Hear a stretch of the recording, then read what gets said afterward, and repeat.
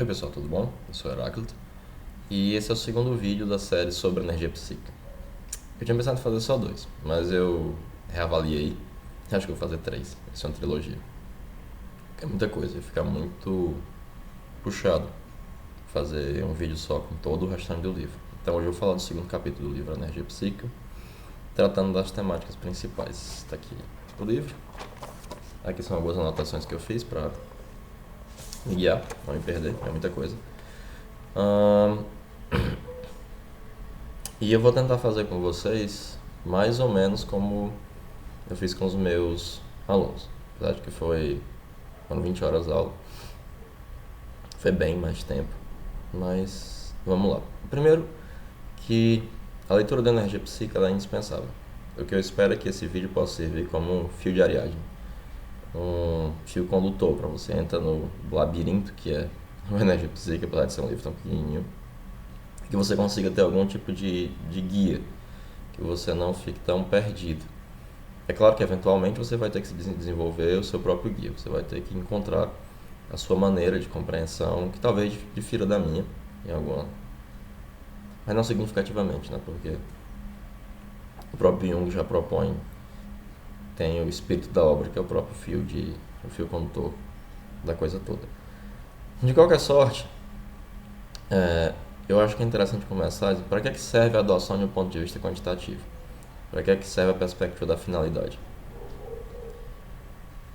As noções de símbolo, desenvolvimento psíquico, individuação e compensação, elas não têm nenhum sentido. Elas perdem completamente o sentido se você tem uma perspectiva exclusivamente mecanicista, exclusivamente qualitativa causal, que é justamente uma das críticas que o Jung faz ao Freud. A sexualidade não se transforma, é sempre sexualidade. No máximo é uma representação inadequada da sexualidade. A própria noção de sublimação, que era muito criticada pelo Jung. Sem uma perspectiva quantitativa final, você não tem como sustentar esses conceitos, que são conceitos fundamentais, como ferramentas heurísticas para compreender o próprio fenômeno. Os conceitos pelos conceitos não importam. É uma coisa que eu sempre falo com os meus alunos. A teoria do Jung é uma espécie de nominalismo culto.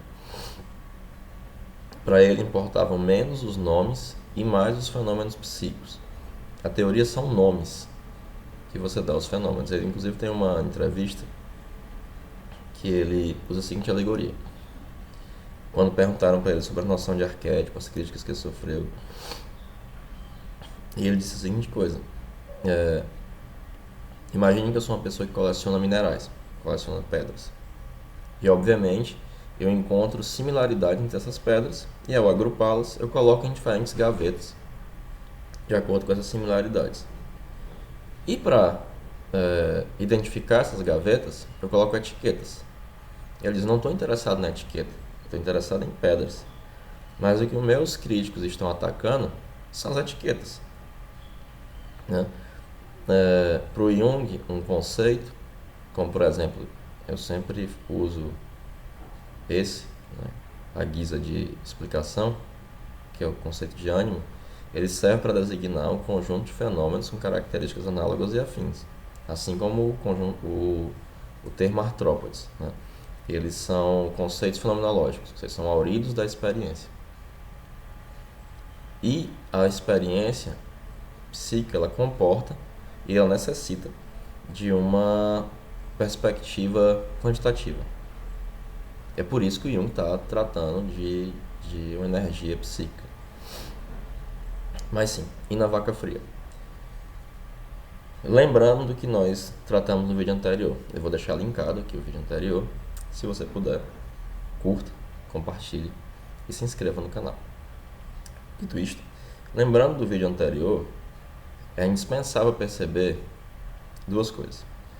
Primeiro que a energia, ela não é uma substância que se move no espaço, ela é uma abstração de relações de movimento, que ela não existe nos fenômenos, ela só existe nos fenômenos enquanto uma disposição, enquanto potência. Quando ela é atualizada, ela é transformada sempre em forças e movimentos, que são dinâmicas específicas, e que a perspectiva quantitativa, ela nunca pode ser tratada de maneira qualitativa. Ela sempre vai necessitar de uma perspectiva diversa. E elas são logicamente reconciliáveis. Ou você trata de maneira qualitativa, ou você trata de maneira quantitativa. Você não tem como fazer as duas coisas. É simplesmente a oportunidade ou as suas próprias inclinações, no fundo as duas coisas, que vão levar você a tratar o fenômeno de uma perspectiva quantitativa final ou qualitativa causal. E elas são absolutamente diferentes. Eu vou tentar demonstrar isso. Seguindo isso, é importante fazer uma distinção entre energia e força. Energia é isso que eu já falei. É uma abstração de relação de movimentos. Não é uma substância que se move no espaço. E ela não existe no fenômeno real. O que existe no fenômeno real, quando a energia deixa de ser potência e é atualizada, são forças. E essas forças, elas estão na experiência e elas representam forças em movimento e são dinamismos específicos. Então, por exemplo, quando eu estou falando de sexualidade, ou poder, ou de qualquer outro instinto, como queira, eu estou tratando de força e movimento, dinamismos específicos. Não estou falando de energia, porque há uma qualidade disso. A energia, quando atualizada, ou seja, quando sai da potência e entra em ação, ela sempre vai aparecer como esses dinamismos específicos. E é preciso fazer uma diferença. É por isso que, na perspectiva do Jung, tanto o Lipps quanto o Freud é mais fácil de explicar, porque todo mundo conhece Freud, eu acho. Eles propunham uma teoria energética hipostasiada. Porque para o Freud, era sempre sexualidade. E você, como eu já falei antes, e o Jung aponta, você não tem como tratar de maneira quantitativa e qualitativa. Então, se eu estou dizendo que é sempre sexualidade, eu abro mão necessariamente de uma perspectiva quantitativa. Porque eu não estou me focando nos valores energéticos, não consigo fazer jus ao valor energético, que é justamente a quantidade de relações. Eu estou me focando simplesmente na perspectiva qualitativa, que vai me levar a uma causalidade mecanicista, de maneira exclusiva. O problema é a exclusividade, a perspectiva unilateral. Porque o aspecto quantitativo, aliás, qualitativo, causal, o aspecto mecanicista, ele também é indispensável para a compreensão dos fenômenos. Deixa eu colocar meu papel aqui, que aí fica mais fácil para a gente. Tá.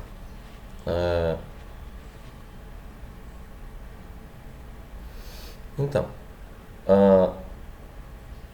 nós já temos duas coisas. A energia é uma abstração de relação de movimento. A energia não existe no fenômeno, a não ser como disposição em potência. Quando atualizado, o que existe são movimentos e força, ou seja, dinamismo. Então, força é diferente de energia, até porque força tem uma qualidade. Quando estou falando de eletricidade, energia térmica, eu estou falando de relações de movimento e força. Logo, são dinamismos específicos, né? Agora, quando eu vou fazer uma equação, eu usei esse exemplo, talvez seja útil.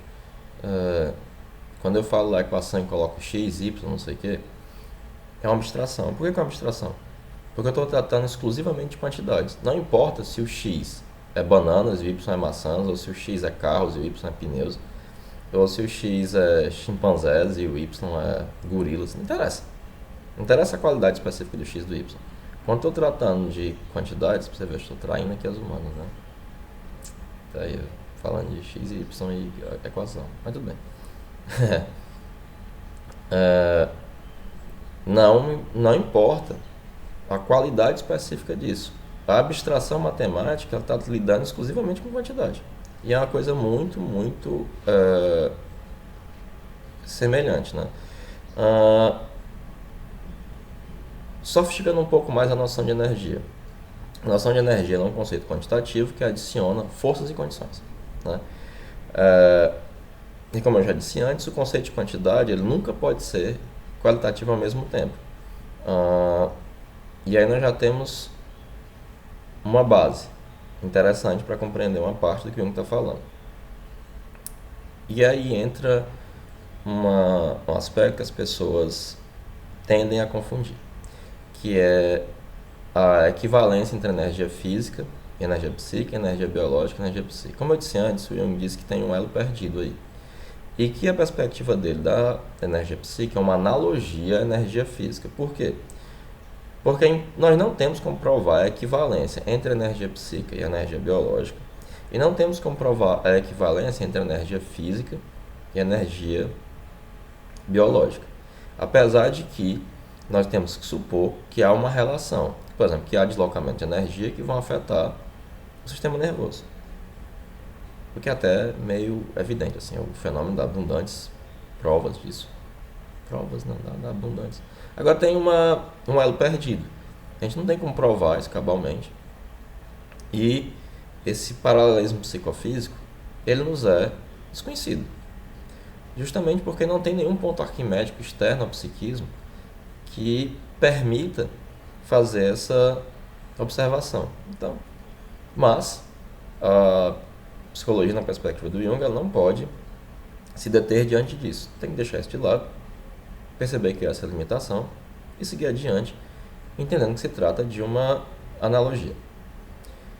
Aqui surgiu outro problema nesse capítulo. É porque o Jung ele vai, primeiro, teimosamente manter o termo libido.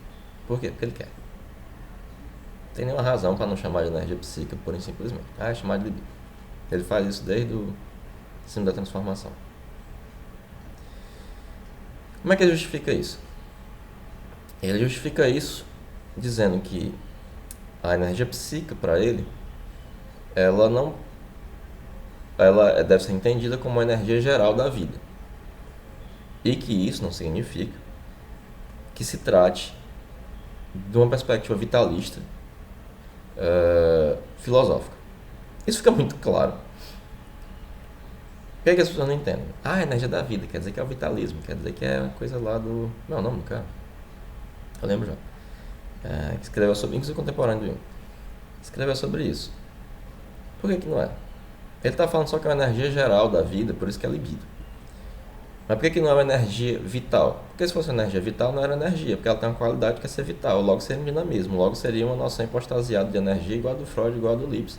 E não seria uma relação estritamente quantitativa, em que eu estou tratando de relações de movimento. Assim, é simples assim. A Jung é vitalista? Não é, meu filho. Ele não é, porque ele está falando de uma energia, que é uma abstração de relação de movimento, que não existe no fenômeno, que é uma soma, é uma adição das disposições mais as forças. Então eu não estou dizendo, se eu estou dizendo isso, se eu estou deixando claro que eu não posso tratar de maneira simultaneamente quantitativa e qualitativa, ao falar de uma energia geral da vida, eu não estou dizendo que ela é uma energia vital. Ela não é energia vital, do contrário, estaria transformando um dinamismo de maneira imprudente, inadequada e epistemologicamente sustentável na qualidade privilegiada, assim como Freud fez com sexualidade. Então não é. A própria lógica da argumentação do Jung previne isso, mas negada burra. Negada não entende. Fazer o quê? Eu estou explicando, né? Então não é. A povo diz que é. Não, porque ele fala da vida. Não, fala da vida o quê, meu filho? Não é. Não é, acabou. É a lógica, entendeu? Tem a lógica. Porque eu estou falando de quantidade e finalidade. E ao falar disso, não importa a qualidade. Fim, ponto, entendeu? Period. Seguindo adiante, né? É porque isso gera muita confusão e é muito chato essa confusão. Porque essa confusão não tem razão de ser. O Jung bem podia deixar isso de lado. Mas ele não deixou. E ele botou lá. Então, vamos lá. E é libido. E aí ele fala lá no símbolo da transformação que libido não quer dizer sexualidade, que na perspectiva romana era um desejo impetuoso. Foda-se. Ele quis botar esse nome. Deixa, vamos chamar de libido mesmo. Eu tenho até o costume de chamar de libido. Me contaminei, você fica lendo, escrevendo libido, libido, libido, libido. Aí eu vou ler o Freud e falo libido, libido, libido. Aí você fala libido também. Acho que o libido também é mais econômico, quer dizer, energia psíquica. A gente normalmente é preguiçoso. Então pronto, eu falo libido e é libido, foda-se. Mas ele vai dizer a seguinte coisa, seguindo adiante, né? E essa é a parte importante, que é útil, que é prática, que é pragmática, que não gera confusão. Assim, eu falei lá para os meus alunos que uma das coisas que ele vai, ao falar de psiquismo, ele vai dizer que a psique, ela pode ser identificada com a própria vida. E vai dar uma longa explicação simbólica, psicológica, então faz todo sentido. Que eu falo de energia psíquica, ele fala de energia da vida. Há um sentido. Quem sou eu para criticar o Jung, né? Eu estou tentando explicar. Mas me parece que a adoção desse termo libido é porque ele quis. Ele quis, a teoria dele. Vamos à libido. Nós estamos fazendo analogia com a energia física. Não é a energia física. Tem uma relação, mas não há uma equivalência. Certo? O que acontece? Seria completamente inútil uma perspectiva energética que não obedecesse aos mesmos princípios da energia física. Então, Jung vai dizer que o sistema energético psíquico ele é um sistema parcialmente fechado. Ele não poderia ser um sistema fechado, senão ele estaria em morte térmica, porque não haveria troca de energia e a entropia tenderia a zero. Então, ele é parcialmente fechado. E ele deve obedecer aos mesmos princípios da energia física, que são o princípio da conservação de energia, de que a energia total do sistema ela se mantém razoavelmente constante. Ela não é nem criada, nem destruída. Alguém vai te perguntar, mas de onde é que vem essa energia? Filho, não tem energia. Energia é uma abstração de relação de movimento. Então ela não vem nem vai para canto nenhum. É uma perspectiva abstrata quantitativa que soma as condições, as disposições ou potências com as forças. É quantidade. Logo é uma abstração. Então não fique se perguntando onde é que vem essa energia, onde é que essa energia entra. Ela não entra por canto nenhum, porque ela não existe no fenômeno. O fenômeno só tem relações de movimento e forças, e dinamismos específicos. Mas então vamos lá. Eu já ouvi isso. Onde é que vem essa energia? Onde é que ela entra? Onde é que ela entra? O que acontece? Lembrando, a energia não é uma substância que se move no espaço. Então ela não entra em canto nenhum, nem sai por canto nenhum, nem vaza por canto nenhum. É como a historinha que o Gaston Bachelard conta da senhora, no começo do século, que passou a ter energia elétrica. E aí quando a lâmpada queimou, ela ficou se perguntando se ao tirar a lâmpada, a eletricidade ia vazar. Como a gente sabe, ela não vaza. Seguindo. Conservação de energia, ela vai depender, vamos ter outros dois princípios, né? O princípio da equivalência e o princípio da constância. O princípio da equivalência é fundamental para compreender pragmaticamente o fenômeno. O princípio da equivalência vai dizer que se uma energia é gasta nesse sistema parcialmente fechado em algum lugar, ela vai aparecer em outro local. Se ela desaparece em um local, ela reaparece em outro local. Se um interesse consciente, que é o que a gente tem acesso, tem que falar mais disso, né? Porque depois teve um interesse inconsciente que desapareceu. Até como observação de fora, você tem como hipotetizar isso. Mas para facilitar, o interesse consciente que desapareceu, essa energia não é criada nem destruída. Ela vai ressurgir em algum outro local. Em geral, em um outro interesse consciente, mas se ela desaparecer mesmo da consciência, ela não sumiu. Ela vai ativar regressivamente alguma coisa do inconsciente. E aí, o outro princípio, daqui a pouco eu vou falar do fator de intensidade e do fator de extensividade, que é importante. O princípio da constância, de que a quantidade total de energia permanece relativamente constante. O princípio da constância ele é só uma generalização do princípio da conservação de energia. Então ele é supérfluo. Mas eu falo. O mais importante é o princípio da equivalência. O princípio da equivalência ele tem a ver com o princípio de entropia, de acordo com Jung. Porque a equivalência, ou seja, esses deslocamentos de energia, eles vão depender de diferenças de potenciais entre os sistemas. Quanto maior a diferença de potencial, maior vai ser esse declive para usar a expressão que o Jung utiliza, que vai permitir esse deslocamento de energia. Mas o fator da equivalência, ela vai depender também, vai ter uma relação, dependendo de uma boa palavra, vai ter uma relação com o fator de intensidade e o fator de extensividade. O fator de extensividade, ele é o elo de ligação entre a intensidade psicológica e a quantidade. O que acontece? Uma determinada quantidade de energia, ela está atrelada a uma forma. A intensidade da energia, ela pode se transmitir tranquilamente, independente da forma. Mas a quantidade de energia, ela vai arrastar consigo, na transformação de um dinamismo para o outro, na atualização disso, na transformação, porque a energia se transforma, características do dinamismo anterior. É por isso que quando ocorre a equivalência, ou seja, desaparece o interesse consciente. Sim, só um detalhe. Um outro termo que Jung utiliza para falar de libido, que é um termo muito interessante, é interesse. Então, quando eu estiver falando de interesse, eu estou falando de libido. Quando eu estou falando de libido, eu estou falando de energia psíquica. O interesse desapareceu na consciência.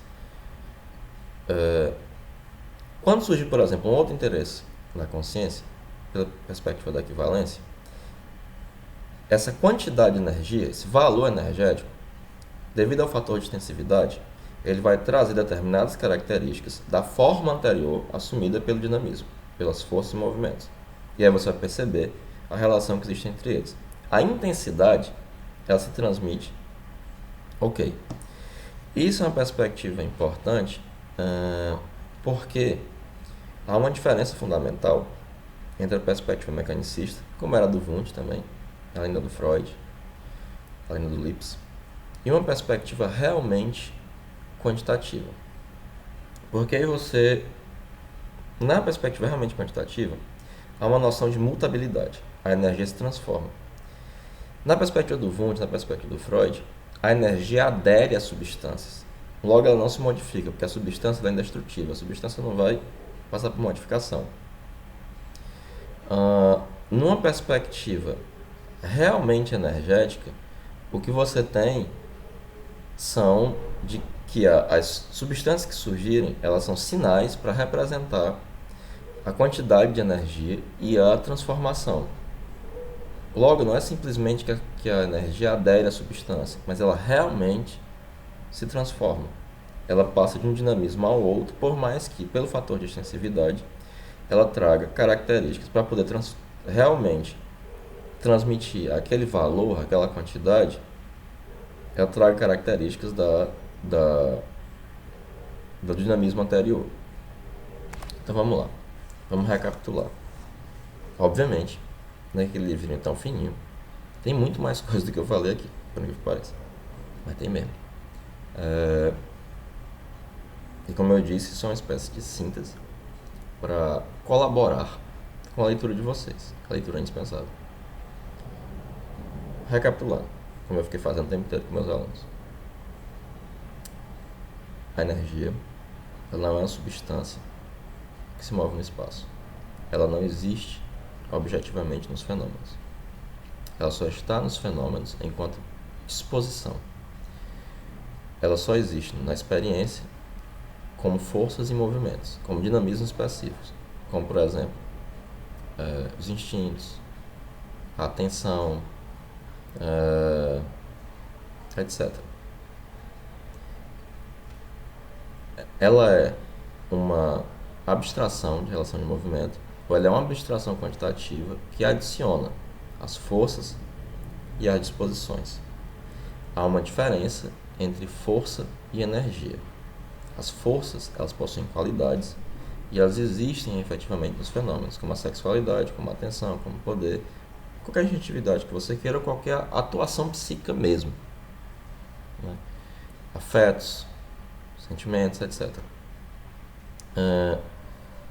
E a perspectiva quantitativa, a adoção de uma perspectiva quantitativa nunca pode ser simultaneamente qualitativa.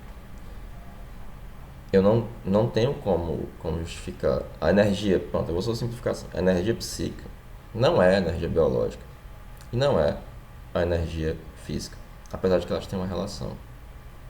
Não posso reduzir uma a outra, não posso provar esse paralelismo psicofísico ou psicobiológico. Não é. O Jung não está falando de um vitalismo, porque se ele estivesse falando de um vitalismo, apesar dele manter a porcaria da libido, ele estaria contradizendo tudo que ele está falando, porque ao invés de ser uma abstração de relação de movimento, seria um dinamismo hipostasiado, vital. Então não é. Como é uma analogia com a energia física, é uma analogia. Ela seria inútil se ela não respeitasse os princípios da energia física. Então tem o princípio da conservação de energia. A energia, o sistema psíquico é um sistema parcialmente fechado. A conservação de energia, para compreender, a gente vai precisar entender o princípio da equivalência e o princípio da constância. O princípio da constância, que é que a energia do sistema se mantém relativamente constante, ela não desaparece, nem é criada nem destruída, é uma generalização do princípio da conservação de energia. Logo, ela é relativamente supérflua. O importante é a constância. A constância vai me dizer que se uma energia é gasta em algum local do sistema, ela reaparece em outro local. Se ela desaparece num local, ela aparece no outro. Então, um interesse muito intenso de alguém, se desaparecer da consciência e não aparecer na consciência, ele vai surgir de alguma maneira inconsciente, em geral sintomática. Ou não.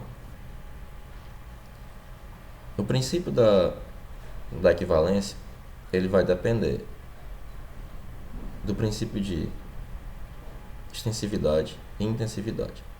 A extensividade é o elo de ligação entre a intensidade psíquica e as quantidades.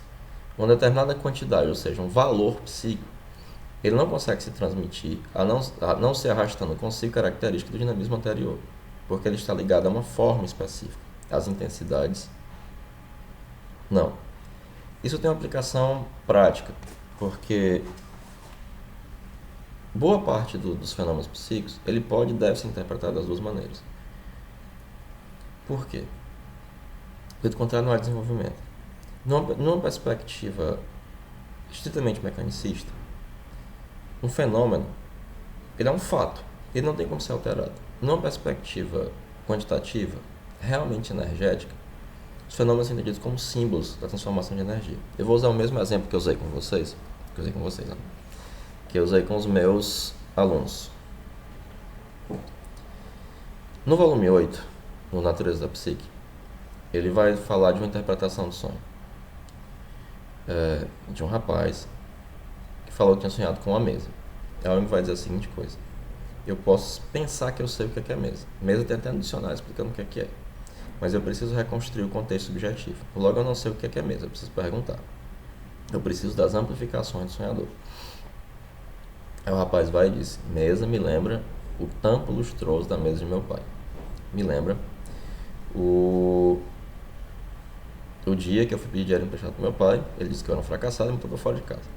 Mesa, nesse sentido, de maneira redutiva, significa o fracasso. Perceba que tem uma relação de causalidade. De uma perspectiva estritamente mecanicista, isso é um fato, é um evento histórico, ele não tem como ser modificado. Só que, de uma perspectiva energética, pensando que esse sujeito está ali fracassado, há uma regressão da libido. A regressão da libido, isso é uma coisa que eu vou explicar melhor no próximo vídeo, porque também não dá, vocês estão vendo que o negócio é complicado. A essa imagem da mesa. Como, de uma perspectiva energética, não interessam os elementos pelo que passa, interessa sim as diferenças de potenciais que entropicamente vão levar às transformações. Essa libido regrediu e ela reativou regressivamente as imagens da fantasia e voltou a esse momento do pai, da mesa do pai, que em termos redutivos significa fracasso. Em termos simbólicos, isso significa essa energia retornou a isso para uma posterior progressão da libido, e isso deve ser entendido simbolicamente. Em termos simbólicos, todo símbolo é ambivalente. Logo, além das características de fracasso, está aí outra característica que é necessária para compensar a atitude do jovem que seria um jovem tímido, fracassado, e que precisa conquistar o mundo, precisa expandir o eu, conquistar o mundo. Que é justamente as características do complexo parental, de autoridade, independência, por exemplo. O complexo parental, ele vai ter, o complexo paterno, ele vai ter essa característica de autoridade, independência. Tem uma outra característica que me fugiu agora. Então, em termos simbólicos, essa energia regrediu e ela está representando de maneira compensatória aspectos que faltam a esse jovem: independência, autoridade e decisão, que precisam ser assimilados à consciência para que ela possa progredir, para que ele possa continuar o processo de adaptação psíquica, de desenvolvimento psíquico, de transformação. Então você tem em vez de você ter simplesmente um fato, o pai disse que você era um fracassado. Isso é um fato, não tem como mudar. Assim como você não tem como mudar a Segunda Guerra Mundial, ela simplesmente aconteceu. Mas nessa perspectiva entendida simbolicamente, isso é um processo de transformação energética que está apontando para um desenvolvimento futuro, ou seja, a consecução de uma nova atitude que vai assimilar as características de autoridade, decisão e independência, que são as características desse complexo paterno, que também está representado junto com a mesa, devido à ambivalência simbólica. O momento do fracasso também está ali simbolicamente representado, porque todo símbolo é ambivalente, as características fundamentais que esse jovem da qual o Jung estava falando precisa para compensar a sua atitude consciente e dar prosseguimento, ou seja, a libido progredir para uma nova forma, para uma nova atitude, que vai permitir a nova adaptação. Então, nessa perspectiva energética, que tem como fim, entropicamente, a consecução futura de uma nova atitude, ela é simbólica. Eu espero que esse exemplo tenha ajudado. Então, na perspectiva mecanicista, psicologicamente as coisas são fatos. De uma perspectiva energética, elas são símbolos. Ou seja, são etapas da transformação da energia na direção de uma finalidade, de um fim. E aí eu estou no volume 8, ele usa como exemplo da redução. Eu estou fazendo aqui as duas coisas: o processo redutivo e o processo finalista, energético, pensando de maneira energética. Porque para o Jung a finalidade ela vai ser uma perspectiva heurística para você analisar esse aspecto redutivo, que é exatamente o que eu estou fazendo agora. Bom, esse vídeo já está bem longo e eu espero que ele tenha sido útil. Infelizmente, num vídeo como esse, muita coisa se perde. Há uma grande simplificação. E como dizia Gaston Bachelard, tudo que é simples de ensinar é inexato. Então, várias pequenas faltas de exatidão nesse vídeo que vocês precisam mesmo, de verdade, ler o Energia Psíquica. O Energia Psíquica é um livro muito difícil, então é interessante que você tenha toda uma leitura anterior. Eu vou deixar linkado aqui embaixo um vídeo que eu fiz com uma lista de livros de leitura para iniciantes, que eu particularmente acho muito boa. Do contrário, não teria feito, né? Teria feito outro. Mas na hora que você chegar na Energia Psíquica, depois que você tiver lido todos esses livros, eu espero que esse vídeo ajude a evitar equívocos e sirva como um fio de Ariadne para que você possa formar a sua própria compreensão daquilo que o Jung está falando. Bom, é isso. Muito obrigado. Se esse vídeo tiver sido útil, por favor, compartilhe. Por favor, divulgue. E, se você tiver gostado, dê um like. Se inscreva no canal. E é isso. Muito obrigado. Valeu.